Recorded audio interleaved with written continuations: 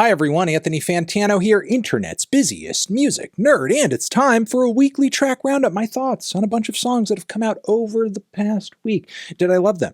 Did I hate them? Did I feel somewhere in between? Either way, they are linked down below so you could check them out for yourselves. And that's what happens during this segment. Also linked down below, of course, is our Turntable Lab affiliate link. We get kickback from it if you use it to buy some turntable stuff, some vinyl, some whatever. Try it out if you're shopping for yourself music-wise in the near future. All right, we also have our Patreon page down below. Join over there, get some extra bonus monthly content, and support us in the process. That would be great. Would greatly appreciate it. That's there if that interests you. Also, TND Streams page. Streams, stream clips, reactions, that sort of thing over there. Also, of course, our Shorts page is linked down below too, where you can subscribe today for shorter stuff. All right, moving on from there, worst tracks of the week. We have a handful of those. We have a few. They are as follows. Boom! First one is from Pharrell. It's a single off the upcoming Despicable Me 4 soundtrack, Double Life. I mean, it's kind of a corny pop rock song. It's not that great, but given it's coming off the soundtrack, hopes were not high anyway. Happy! All right, moving on from there.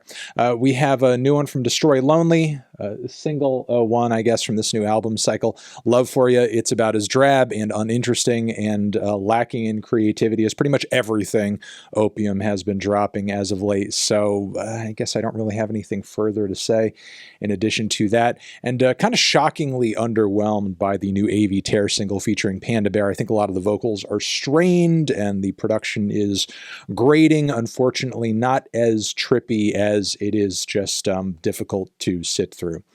All right, meh. Oh, and Vampire Tongues is the name of the track. And, kind of given this first introduction, I don't know if I'm that hype on the album cycle, but we'll see. All right, the songs I was kind of on the fence with, but you might like them more than me in this section are as follows. We have one, Mr. Tommy Richman, the $1 Million Baby is back with a brand new single, Striking While the Iron is Hot. Devil is a Lie. I'm liking the general vibe this track is going for, kind of a weird lo-fi throwback demo that feels like a cross between a hip-hop and R&B song that someone would record at home in the 90s.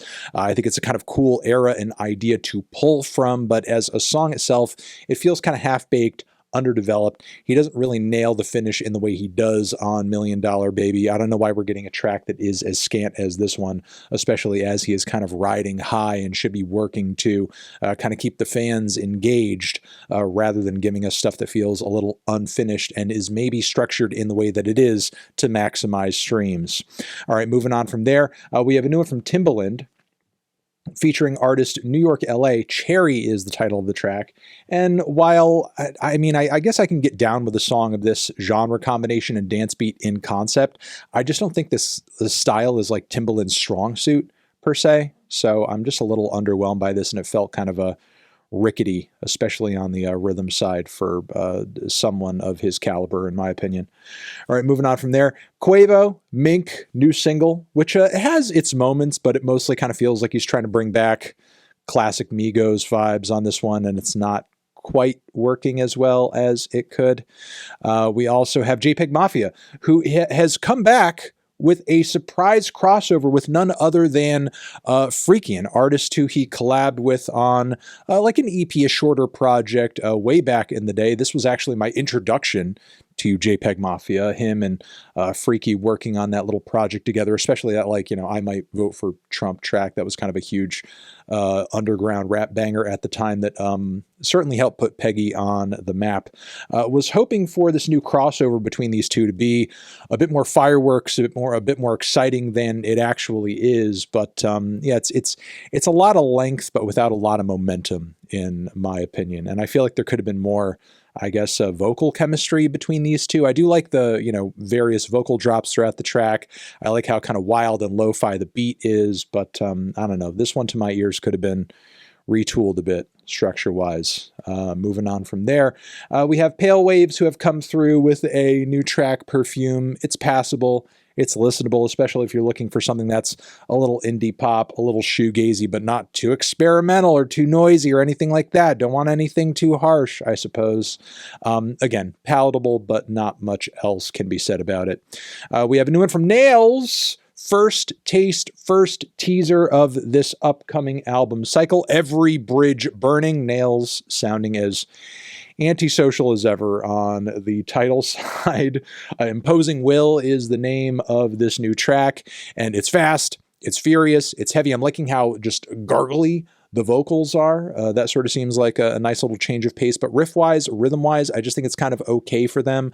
I'm sort of wondering if I'm going to be a bit more impressed and enthused once I kind of hear this song up against other tracks, and maybe there's like, you know, some kind of cohesion song to song to song, as Nails records tend to be kind of short, kind of fast, and you know, with a lot of energy being kind of like carried over from one track to the next. Still though, for some metalcore adjacent stuff, for some grindcore adjacent stuff, for some power violence stuff. Of course, it is heavy, it is fierce, it is aggressive, it is explosive, and Kurt Ballou production as well to boot, of course. But yeah, I just kind of felt like this first taste was okay, but you know, still very open to being impressed by further tracks, especially since I feel like as far as loud rock goes, Nails continues to be one of my favorite groups out there. All right, next we have Aquabats, none other than the Aquabats have a new single out titled Dr. Space Mummy, and yes, of course, it sounds like some weird, hokey, Scooby-Doo ass chase music, and yeah, it's fun, it's silly, it's ridiculous. I mean, you know, maybe to the point where it's lost a bit of its punk appeal, but you know, there's still quite a bit of character there for sure. All right, we have Action Bronson with a few spare lines that are pretty funny and a decent beat, but a very short song overall on this new track over here, Sega, where he kind of does the, you know, a little Sega vocal drop. Looking forward to the new record, but sort of worried that all the tracks on it are going to be as scant as this one, as that kind of tends to be his vibe as of late.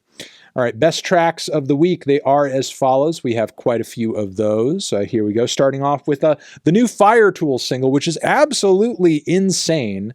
The title of this track is To Every Squirrel Who Has Ever Been Hit by a Car, I'm Sorry and I Love You. And yes, just like the past two singles for this record from Fire-Toolz, we have big death metal vibes coming through on the vocals, on the guitar tones and riffs on this track. But of course, interspersed with that, you have these dreamier passages. You have glitches, you have weird electronics. I question whether or not the structure is as hard-hitting and exciting as the previous two singles, given that this one is quite a bit longer, but I'm definitely open to being even more enchanted by this track than I currently am, given its multiple phases and just how odd aesthetically it is. But there goes Fire-Toolz, continuing to push musical and aesthetic boundaries per usual.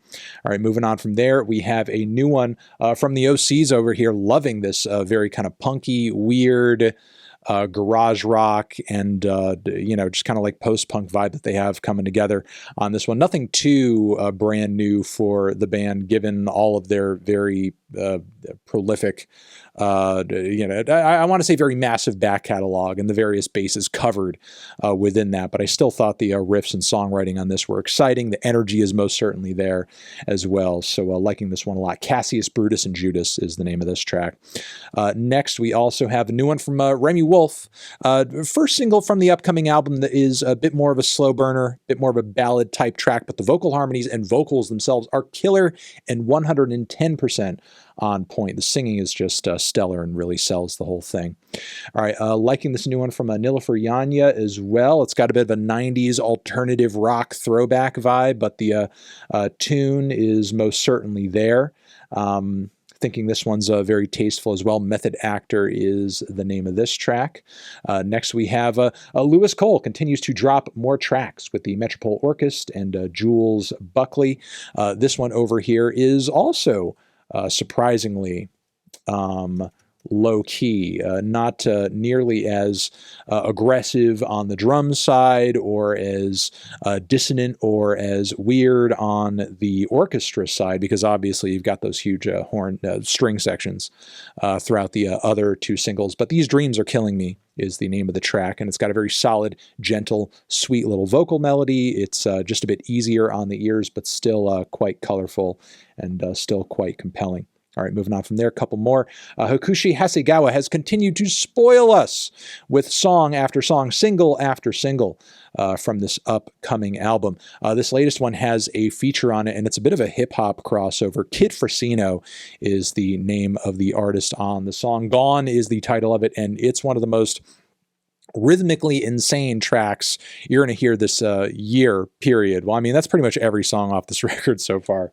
But certainly this week, you will be blown away by this track rhythmically. And the fact that Kid FRESINO, or really anybody, is able to rap over what Hakushi Hasegawa has pulled off on this song, I'm just mystified by everything I've heard from this album so far. And I'm just like, really hyped to hear how this record turns out, because it's got to be one of the most unlikely but also intense and fun listens, single-wise, I've had for any record so far this year.